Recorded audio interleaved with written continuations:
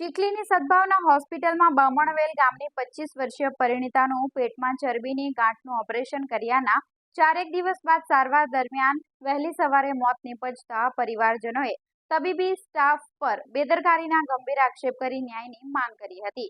જોકે પોલીસ દ્વારા હાલે અકસ્માત મોતનો ગુનો નોંધી વધુ તપાસ હાથ ધરવામાં આવી છે। પોલીસ મથકેથી પ્રાપ્ત માહિતી મુજબ જાહેરાત આપનાર તેજસ ઈશ્વરભાઈ રાઠોડ રહે બામણવેલ નદી ફળિયા ચીખલીની 25 વર્ષીય પત્ની પ્રિયાબેન રાઠોડને પ્રેગ્નન્સી ન રહેતી હોય 22/1/2026ના રોજ ચીખલીની સ્નેહ હોસ્પિટલમાં બતાવતા જ્યાં સોનોગ્રાફીના રિપોર્ટ બાદ પેટમાં ડાબી બાજુ ચરબીની ગાંઠ હોય સદભાવના હોસ્પિટલમાં બતાવવાનું જણાવતા 27/1/2026ના રોજ સદભાવના હોસ્પિટલમાં લઈ જતા ત્યાં સીટી સ્કેન રિપોર્ટ બાદ ચરબીની ગાંઠનું ઓપરેશન કરવાનું ડોક્ટર દ્વારા જણાવવામાં આવ્યું હતું।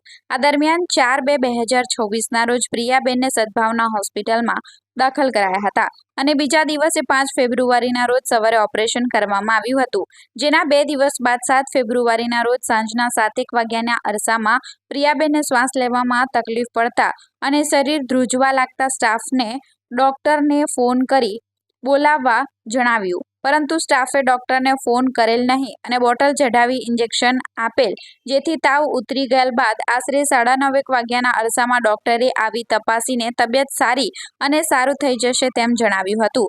બાદમાં તેના બીજા દિવસે 8 ફેબ્રુઆરીના રોજ 2 વાગ્યાના સુમારે ફરી તબિયત બગડતા અને શ્વાસ લેવામાં તકલીફ પડતા ડોક્ટરે સ્પંદન હોસ્પિટલમાં લઈ જવાનું જણાવતા ત્યાં લઈ જતા આઈસીયુમાં દાખલ કરી સીટી સ્કેન કરાવી સારવાર ચાલુ કરાઈ હતી, જ્યાં ટૂંકી સારવાર બાદ 9 ફેબ્રુઆરીના રોજ વહેલી સવારે પ્રિયાબેનનું મોત નીપજ્યું હતું।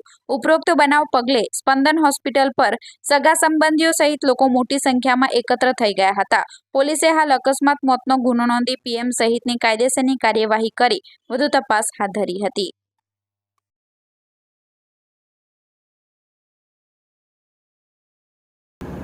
હાલમાં 4 તારીખે હોસ્પિટલમાં દાખલ થવા માટે ગયેલા હતા। ગાંઠની ચરબી એવું કહેતા હતા અને ઓપરેશન કરવા બાદ 5 તારીખે સવારે 7 વાગ્યાથી 11 વાગ્યા સુધીમાં ઓપરેશન થઈ ગયેલું હતું અને 7 તારીખે સાંજે 7:30 વાગ્યા પછી પ્રિયાની હાલત ગંભીર થવા લાગી હતી અને શ્વાસની ક્રિયા વધતી જતી હતી। તે છતાં મેં નર્સ લોકોને કીધું હતું કે પ્રિયાબેનને તાવ વધારે છે, તો તે છતાં ડૉક્ટર સાહેબને ફોન કરીને તમે બોલાવો, તો ડૉક્ટર સાહેબને ફોન કરીને ના બોલાવ્યા અને બાટલો ચડાવીને ઇન્જેક્શન મારી દીધું અને એવું કીધું કે તાવ છે એના કારણે આ પ્રતિક્રિયા શ્વાસમાં વધારે પૂરતો થાય છે અને તે છતાં 10:30 વાગે ડૉક્ટર સાહેબ રાઉન્ડ પર આવ્યા અને વિઝિટ મારીને ગયા। પછી એવું કીધું કે પેશન્ટને સારું છે અને ઘરે પણ 2 દિવસ હાલમાં હાલચાલ કરતા હતા, જમતા હતા, અમે હાથ પકડીને ચલાવતા હતા અને રાત્રે 2 વાગ્યા અમને એવું જણાવ્યું કે હાલમાં શ્વાસમાં તકલીફ પડે છે, એટલે સ્પંદન હોસ્પિટલમાં લઈ જાઓ એવું આગળ કીધું। પ્રિયાબેનને હમણાં શું થયું છે અને શું માંગ છે તમારી? માંગમાં તો એવું છે કે અમારે ન્યાયના માટે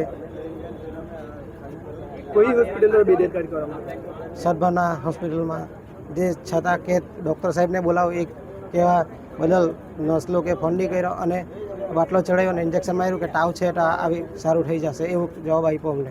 મારું નામ મનીષ કુમાર વસંતભાઈ રાઠોડ છે। હું એક આદિવાસી સમાજનો આગેવાન છું।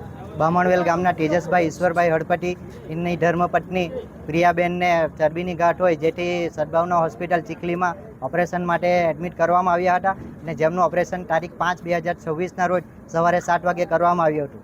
ઓપરેશન બાદ પ્રિયાબેનની સારવાર 2 દિવસ સુધી સદભાવના હોસ્પિટલ ચીખલીમાં કરવામાં આવી હતી અને પ્રિયાબેનની તબિયત બધી રીતના સારી હતી, પરંતુ તારીખ 7/2026ના રોજ સાંજે 7:30 વાગ્યાની આસપાસ પ્રિયાબેનની તબિયત એકદમ લથડી પડી હતી ને ત્યાં હાજર રહેલા તેજસભાઈના સગાવાળાઓએ ડૉક્ટર હોસ્પિટલમાં રહેલી નર્સોને જાણ કરી અને નર્સ દ્વારા એમની સારવાર કરવામાં આવેલી હતી। જ્યારે ડૉક્ટર 9:30 વાગ્યાની આસપાસ રાઉન્ડ પર આવ્યા ત્યારે એમણે પ્રિયાબેનની તપાસ કરી અને બધું નોર્મલ છે આમ એમના સગાવાળાઓને આશ્વાસન આપવામાં આવ્યું હતું, પરંતુ રાત્રે 2 થી 2:30 વાગ્યાની આસપાસ પ્રિયાબેનની તબિયત ફરી લથડી હતી ને એકદમ શ્વાસોશ્વાસ ચાલુ થઈ ગયા હોવાથી સદભાવના હોસ્પિટલના ડૉક્ટર દ્વારા એમને સ્પંદન હોસ્પિટલમાં રિફર કરવામાં આવ્યા હતા। જ્યારે એમને સ્પંદન હોસ્પિટલમાં રિફર કરવામાં આવી ત્યારે સાથે સદભાવના હોસ્પિટલમાંથી એમની સાથે નર્સ પણ આવેલી હતી અને સ્પંદન હોસ્પિટલના ડૉક્ટરો દ્વારા એમની સારવાર ચાલુ કરી હતી અને આ સારવાર દરમિયાન તારીખ 9/2024ના રોજ સવારે 6 થી 7 વાગ્યાની આસપાસ પ્રિયાબેન અવસાન પામેલ છે. ચીખલી સદભાવના હોસ્પિટલના ડૉક્ટર દ્વારા અમારી બેદરકારી ચોખ્ખી દેખાઈ આવે છે, કેમ કે જો સવારે સાંજે 7:30 વાગે પ્રિયાબેનની તબિયત બગાડી હોય ને એકદમ ખરાબ પરિસ્થિતિ થયેલી તો તમારે રાઉન્ડ પર આવ્યો તો તમારે એની તપાસ કરવાની હતી કે આ પરિસ્થિતિ કેમ ઊભી થઈ, ને એના કારણે જ રાતના પાછી તબિયત બગાડી પ્રિયાબેન, ને પછી તમે ક્રિટિકલ પરિસ્થિતિમાં આમ મોકલાવે તે ડૉક્ટરની બેદરકારી ચોખ્ખી દેખાઈ આવે. આ બાબતે અમે ચીખલી પોલીસ સ્ટેશનમાં ફરિયાદ આપેલી છે અને BNSS 194 પ્રમાણે પોલીસે તપાસની કાર્યવાહી કરી કાયદેસર કાર્યવાહી કરવાની અમને બાહેધરી આપેલ છે. દર્દી પ્રિયાબેન તેજસભાઈ રાઠોડ, ઉંમર વર્ષ 23, બામણવેલના રહેવાસી. સૌપ્રથમ મારી પાસે તારીખ 23 જાન્યુઆરી 2025ના રોજ પેટમાં કોઈક પ્રકારની ગાંઠ છે એ પ્રકારનો રિપોર્ટ લઈને મારી પાસે આવ્યા હતા. હવે એ ગાંઠ શું છે, કેવા પ્રકારની છે એને ડિટેલમાં જાણવા માટે મેં એમને CT સ્કેન કરવાની સલાહ આપી અને CT સ્કેન કરાવ્યો હતો. CT સ્કેનમાં એમને ડાબી બાજુ કિડનીના ઉપરના ભાગમાં એડ્રિનલ ગ્રંથિ આવે એ એડ્રિનલ ગ્રંથિનું ટ્યુમર બતાવતું હતું. હવે આવું જ્યારે ગાંઠ હોય એડ્રિનલ ગ્રંથિનું તો એનો એકમાત્ર ઉપાય ઓપરેશન કરીને કાઢવાનો છે. તો એમના વિશે મેં એમને વાત કરી હતી, પરંતુ આ ઓપરેશન પહેલાં કેટલાક જરૂરી રિપોર્ટ કરાવવાના હોય છે, કારણ કે આ પ્રકારની ગાંઠ થોડી ડેન્જર પ્રકારની હોય છે. એટલા માટે તો અમુક પ્રકારના જે રિપોર્ટ છે લોહીના, પેશાબના, એ બધા પ્રોટોકોલ પ્રમાણે કરવામાં આવ્યા હતા. એ રિપોર્ટ કરવામાં પણ 5 થી 7 દિવસ ગયા હતા. પ્રોટોકોલ પ્રમાણે બધી રિપોર્ટ કરવામાં આવ્યા હતા. ત્યાર પછી બધું એમને સમજાવીને તારીખ એમને 4 ફેબ્રુઆરીના રોજ હોસ્પિટલમાં દાખલ કરવામાં આવ્યા સાંજે, અને 5 તારીખે સવારે ઓપરેશનનું નક્કી કરવામાં આવ્યું હતું. આ પ્રકારના ઓપરેશનમાં ચાલુ ઓપરેશને બ્લડ પ્રેશર વધી જવાનો કે હૃદયના ધબકારા વધી જવાનો ભય રહેતો હોય છે. તો તેથી એના માટે સ્પેશિયલ પ્રકારના ઇન્જેક્શન જે જોઈએ એ ઇન્જેક્શન પણ અહીંયા ચીખલીમાં કોઈ પણ મેડિકલ સ્ટોરમાં ન હતા, એટલે નિરાલી હોસ્પિટલના મેડિકલ સ્ટોરમાંથી તાત્કાલિક રાતે મંગાવવામાં આવ્યા હતા અને સવારે ઓપરેશન પ્લાન પ્રમાણે કરવામાં આવ્યું હતું. ઓપરેશનમાં 2 સર્જન હતા, ડૉક્ટર નિશિત નાયક યુરો સર્જન અને હું પોતે. ઓપરેશન લગભગ 1.5 થી 2 કલાક જેટલું ચાલ્યું હતું અને ચાલુ ઓપરેશને દર્દીને કોઈ પણ પ્રકારની તકલીફ થઈ નહોતી. દર્દી ઓપરેશન બાદ એનેસ્થેસિયામાંથી પણ ભાનમાં બરાબર આવી ગયા હતા અને ઓપરેશનના પ્રથમ દિવસે કોઈ તકલીફ નહીં હતી. સાંજ સુધીમાં બધું પ્રવાહીને બધું પીતા થઈ ગયેલા હતા, કોઈ પણ તકલીફ હતી નહીં, બ્લડ પ્રેશર કે કાંઈ વધ્યું નહોતું. અને એના પછીના 2 દિવસ 6 અને 7 તારીખે પણ દર્દીને કોઈ તકલીફ હતી નહીં, બધું રેગ્યુલર ચાલતું જ હતું. ત્યારબાદ તારીખ 7 તારીખે સાંજે લગભગ 7 વાગ્યાના સુમારે મને ફોન આવ્યો કે દર્દીને થોડો 101-102 જેવો તાવ આવે છે, ધ્રુજારી આવે છે. એટલે મેં કીધું બધું પ્રેશરને બધું જોઈ લો, અને જે સ્ટાફ હતા એમણે જોયું તો તાવ હતો 102 ડિગ્રી, પણ એના સિવાય બીજું કોઈ તકલીફ હતી નહીં. પ્રેશર નોર્મલ હતું, હૃદયના ધબકારા, ઓક્સિજનનું પ્રમાણ, SpO2 બધું બરાબર હતું. એટલે મેં એમને પેરાસિટામોલનું ઇન્જેક્શન આપવા કીધું. મેં કીધું ઇન્જેક્શન અત્યારે આપી દઉં, તાવ જતો રહેશે. પાછો થોડી વારમાં ફોલોઅપ પણ લીધું અને એમને સ્ટાફે કીધું કે દર્દીને કોઈ તકલીફ છે નહીં, અત્યારે બરાબર છે. ત્યારબાદ મારો રૂટીન રાઉન્ડ લગભગ 9-9:30 હોય છે દરરોજ સાંજે. એટલે હું રાઉન્ડ લેવા આવ્યો. સૌપ્રથમ મેં આ પેશન્ટ જોયું અને આ રીતે મને ફરિયાદ કરી કે થોડી વાર માટે શ્વાસમાં પેલી ગભરામણ થયેલી અને તાવ આવેલો હતો. અને મેં એમનું ચેકઅપ કર્યું ત્યારે બધી જે રીતે બ્લડ પ્રેશર, SpO2, હૃદયના ધબકારા, દરેક વસ્તુ નોર્મલ હતી. દર્દી પૂરેપૂરા ભાનમાં હતા, બોલી શકતા હતા, બોલાવે તો બોલતા હતા, કોઈ તકલીફ જણાતી હતી નહીં. એટલે ત્યાર પછી મેં એમને થોડું જમાડવા પણ કીધું અને થોડું એમને 3જો દિવસ હતો ઓપરેશન, એટલે થોડા ઊભા થઈને સપોર્ટ આપીને ચાલવા પણ કીધું હતું.